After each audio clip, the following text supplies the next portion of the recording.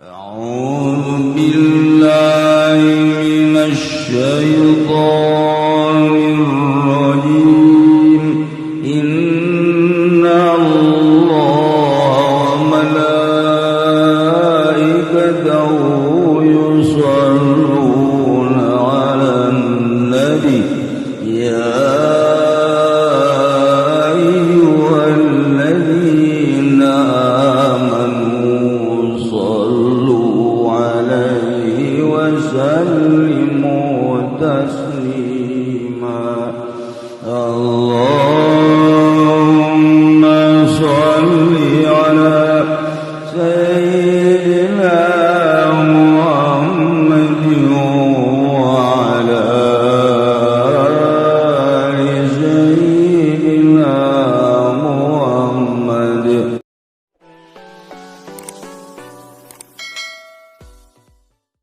Baheula di Banten, emang ku bahas sejarahna di Banten. Di Banten ke zaman Syekh Yusuf, eta teh Kesultanan Banten dikuasai kapan ku Cina. Nu mantak eta teh lambang-lambangna teh lambang Cina malulu lantaran nu mendominasi perekonomian jeung perpolitikan teh Cina baheula teh.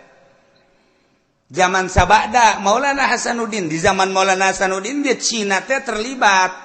Kemudian di zaman Syekh Maulana Yusuf putrana Cina sangat dominan perpolitikan jeung perekonomian. Mun urang maca sejarah Banten, ketika aya seorang Cina anu diikuti ku masyarakat lantaran brilian otakna tentang politik jeung perekonomianana, nyana dipilih ku masyarakat Banten supaya nyana memimpin Banten dengan syarat masuk Islam. Masuk Islam nyana. Mantap pernah dipimpin ku Cina, Banten teh gan asup Islam. Eta aya julukan Kiai Ngabehi Banten. Eta teh Kiai asup Islam, Cina asup Islam. Mantap begitu maot musyawarah kabeh di mana dimakamkeunana ieu lantaran nyana geus membawa keistimewaan Banten. Keistimewaanna di antara naon? Hubungan jeung Perancis, hubungan jeung Inggris, hubungan jeung Belanda. Perekonomian Banten teh sangat istimewa lantaran di dinya teh loba hasil bumi di antarana pala, kemudian kayu, kemudian kalapa. Eta teh anu diekspor ieu ka Perancis, tu diekspor ka Inggris, ka Belanda, ka Amerika. Banten teh luar biasa gara-gara aya kiai ti Cina asup Islam. Yehehe, atuh deuleu ka ditu. Ka ditu deuleu atuh. Leluhur urang, Masya Allah mantap lamun aya Kiai Ngabehi. Eta teh Kiai Cina asup Islam Banten. Zaman Syekh Yusuf.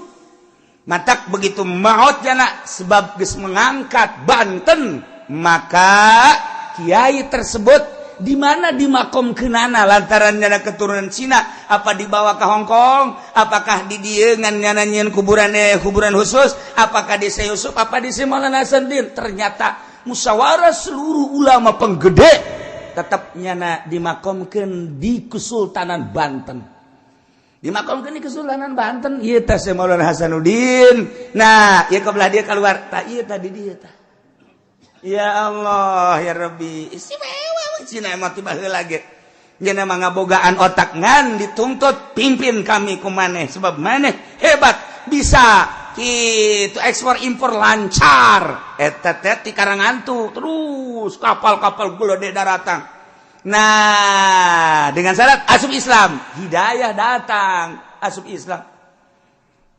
Ulah salah tak asup Islam mah tah nyana anu membawa gitu bendera Banten. Mantap kurang lamun ke Belanda, mun ke Belanda tinggal di perpustakaan Belanda baca tentang Banten.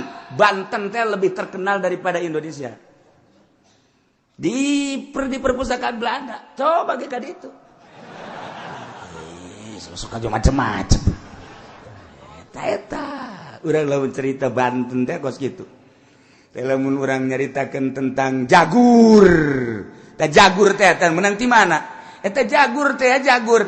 Eta teh perkawinan Syekh Maulana Hasanuddin. Perkawinan Syekh Maulana Hasanuddin putra daripada Syekh Syarif Hidayatullah dihadiri ku salah satu wali sanga. Begitu dihadiri Raden Patah ge harita teh hadir. Begitu hadir, ieu naon ieu bingkisanana. Nah, ternyata wali sanga memberikan bingkisan papanganten jagur. Bom teh bom. Tuh nyama eta bingkisanana bom. Masih malasan udin. Lamun hayang nyawa sakalana si jagur teh eta di hareupeun Banten teh di hareupeun masjid. Eta banda ya tilu ngaranna ge. Tilu tadi ngaranna ngan urang terkenal dengan si jagur. Aya bintangan 9 di hareupna. Bintang mun kurang di deuleu. Sok geura deuleu ge kuari ke perpustakaan. Itu di deuleu kurang. Nah, ya bintangan 9 bintangna. Tadi 7 besi saliru jeung bintang 7. 9.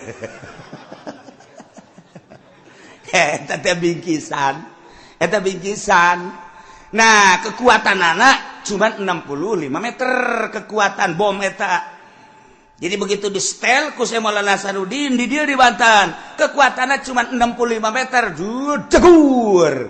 Berdoa di Maulana Hasanuddin, ya Allah, 65 meter mah deukeut teuing Gusti, sanajan ieu pamere ti wali sanga, tapi tetep ieu hayang boga kaistimewaan, sok kumaha kahayang kula. Lamun Gusti ngajabah ka kahayang kula, ieu deuk digunakeun pake perang, tapi lamun Gusti teu ngajabah, maka ieu jagur deuk dibalikeun deui ka ditu. Gitu batur mah ngadoa teh pohara. Langsung ti Gusti Allah geura coba kumaneh atuh aing mere jeung ijabah ka sia Maulana Hasanuddin dicoba kunyana coba cek nyala 300 meter tuh 300 meter coba 500 meter tuh 500 meter coba cek nyala 1 kilo tuh coba cek nyala sakahayang sia eta wali, batak lah orang cerita Banten mejehna orang cerita kawalian ge. Emang kumaha gitu, ti ditu nama ngan saukur 65. Nu mantak ketika Belanda datang ke Indonesia yang serikeun dipake jagur, kekuatannya 65 cek nya ieu. Tidak ada. Jadi lamun urang 100 meter cek tidak terjangkau. Begitu dicoba Belanda ya 100 meter, coba jagur parah. Cek Belanda kok bawa beda cek janada. Coba cek urang 0,5 kilometer, 0,5 kilo aman cek urang si jagur moal nanaon setele datang bae. Wah, ieu mah lain sajagur dah cek Belanda. Nu mantak diteundeun di hareup eta teh lain lalagan eta bingkisan pertikahan. Urang mah bingkisan pertikahan teh kelas elit kunci mobil. Bawa mobil batur mah kelas rada handap ka belah dieuna, setelan belah dieuna ka belah dieuna sagala kipas angin. Pas Haji Pendi mah sempak jerona. Teu beres penghinaan teh sebenarnya. Nah, eta urang keur carita si jagur Banten.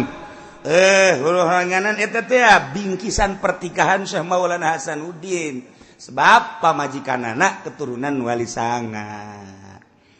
Lain lalagan si jagur teh ngadoa Syekh Maulana Hasanuddin seluruh pekakas-pekakas tu aya di Banten hieu tumbak teh kahiji kadua katilu kaopat seluruhna aya 9 tumbak ngaran-ngaranna aya pemberian-pemberianan geus dijelaskeun jeung nu nyekalna teu meunang sambarangan sakumaha kudu diatur ku Syekh Maulana Hasanuddin. Ieu kercarita belah dia Syekh Maulana Yusuf eta Cina istimewa asup Islam. Gitulah cerita tentang Keraton Banten ala kadar walaupun Cina akui ku urang asal asup Islam. Banten modelna. Lain sakali tidinya terus ganti tilu katiluna Cina deui bae. Tetapi tetap asup Islam. Tuh masalah sebenarnya mah. Janu diakui nama tetap baik otakna, adlanna. Jeung ngabogaan pemikiran-pemikiran jang ngabangun kesultanan. Ti harita terus datang ke belah dia Banten encan bangkit deui kemari ye zaman Syekh Amar Khatib minantu daripada Syekh Asnawi. Ti harita pat datang ka kuari encan bangkit deui. Datang ka kuari encan sultan nu araraya ieu teh sultan barariasa bae. Sebab naon? Henteu pernah neuleuh secara gaibna nu dideuleuh hanya kesultanan kerajaan zahirna bae. padahal batina kudu kumaha. Gitulah cerita tentang kepemimpinan ieu ge mujtahidan sujaan kudu anu gagah ulah anu beleye meng pelehe terasa kurang boga pamimpin ngomong teu jelas awak meng pelehe boro-boro dek diperangkeun atuh ieu mah balap lompat biasana ngajengkang ti heula kudu sujaan syaja'ah quwwatul qalbi indal basi kuat gagah teh kekuatan hati dina nalika kalut ketika kalut lain lompat tetapi nyana bisa memecahkan permasalahan eta ngaranna gagah kos urang sapuluhan dek lempang kemudian lewat kuburan kudu aya salah saja pemimpin cak pemimpin tenang sia di sisi ieu sia di sisi ieu sia di hareup sia di tukang aing di tengah gagah kan ngaranna orang jero nama borangan okos lu gagah bae belah dia sia di dia lempang bareng teu meunang aya nu lompat pokona tenang salila aing di tengah aing berani okos lu orenganan di jero nama lu gancang-gancang teuy emang kono eta meunang bas ilu lompat pemimpin tetap bagus begitu beretak lompat kawehan tetap bagus udah lompat daun sia lompat pemimpin mah tegar dos sia lompat aing moal aing mah kajian kok eta ngaranna gagah begitu batur la lompat nya mah henteu tungguan saja meuh paeh orek tah urang teu resepan boga babaturan urang ge lamun boga babaturan teh model naon bae sok aya beta nu gagah jeung bisa mecahkeun resep. Urang ngabangun masjid, urang ngabangun majelis, urang ngabangun kitu penataan lembur. Eta sok aya bae tah di kepemudaan, di kemasyarakatan, sok aya bae nu bisa mecahkeun ngeunaheun kana hate. Aya si eta teh hirup perasaan teh, tah eta teh pamimpin suja ngaran. Ketika dak boga hutang, kumaha cenah ya boga hutang? Sia tuh hutang bae tenang bae sih. Hutang mah tuh jadi nyieun urang. Atuh kalem bae, engke ge kabayar insyaallah. Pokona asal di dinya daek ngajual sawah kabayar. Aja kan ngeunaheun da kana hatena. Tinggal si eta bae oge nya, aing ngasa golok bae nya. Jadi kira urang lamun lempang di nu poe kana aya anu gagah mah. Tenang. Oleh sinsen, mun aya anjing, atuh sapira anjing nyana-nyana urang-urang sih. Jadi ngirahin kana hatena urang. Itu besi aya ririwa. Tilok anu paeh ku ririwa.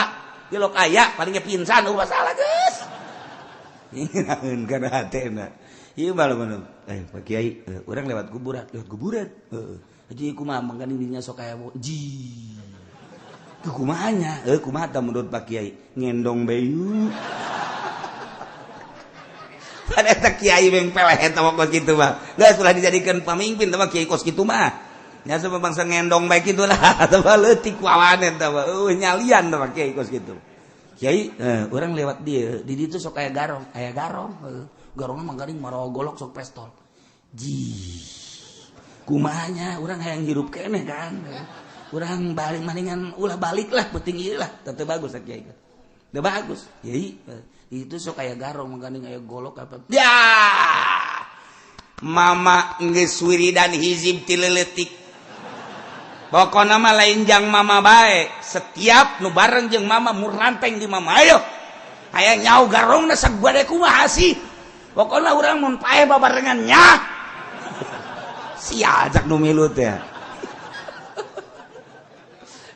tetep mama ieu karate geus asak silat geus mama mah hiber lamun silat teh mama Cimande atuh mama di Bogor dagang salak sabaraha taun ujianana geus pokona mah tenang Cikalong mama di Cikalong lila di ditu dagang es malah mama di Cikalong kalem pokona mah hayo geus berangkat jus wirid-wirida atuh ieu mama mah aya aturan wiridan zat heup salasar bekem geus cenah moal bisa calangap eta geus salah sarba kem ngan siana ulah calangap namun sia calangap itu ge nuturkeun calangap sia ya eta lamun aya anjing coba ge mun aya anjing wow salah sareba kem moal daek gagonggong anu ieu nan teu muka mah ai anjingna mah tuh terus bae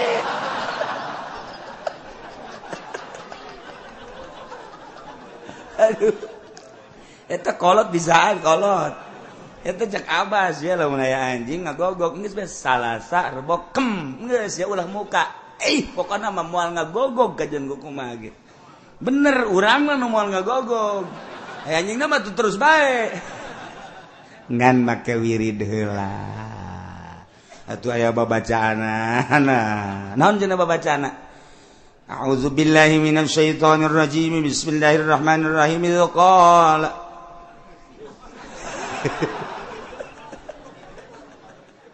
inni ra'aitu 11 kawkaban wasyamsa wal qamara ra'aituhum li sajidin salah sarbokem geus jadi resep awewe ka urang nah ieu kudu sujan gagah dele sosok nu gagah engke resep urang boga pemimpin gagah tampil prima